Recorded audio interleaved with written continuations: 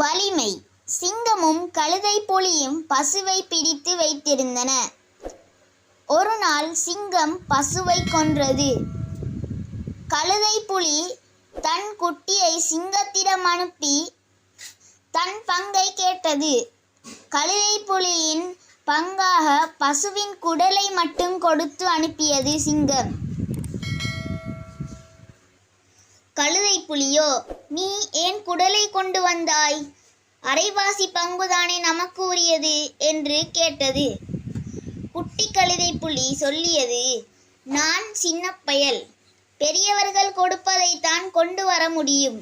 நான் எப்படி சிங்கத்தோடு விவாதிக்க முடியும்? அதை கேட்ட கோபமான கழுதை புலி அந்த குடலோடு சிங்கத்தை பார்க்க போனது. சிங்கம் உணவையுண்டு குகைக்குள் ஓய்வெடுத்து கொண்டிருந்தது. கழுதை புலி வந்ததை கண்டு கண்களை அச்சமூட்டும் வகையில் வைத்திருந்தது. ஏன் இங்கே வந்தாய்? கர்ச்சித்தபடி சிங்கம் கேட்டது.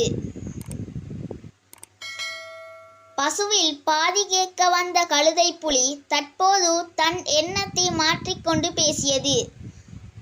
ராஜா சிங்கமே, நீங்கள் குடல் அனுப்பியதற்கு மிக்க நன்றி.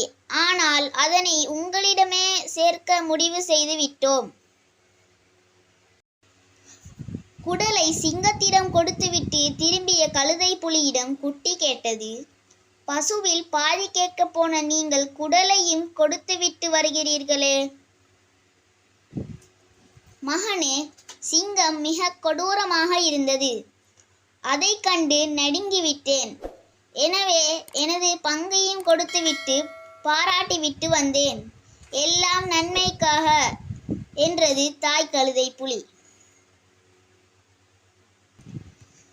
நீதி. நம்மை விட வலிமையானவர்களை கோபப்படுத்துவதை விட அவர்களை சாந்தப்படுத்துவதே பாதுகாப்பானது.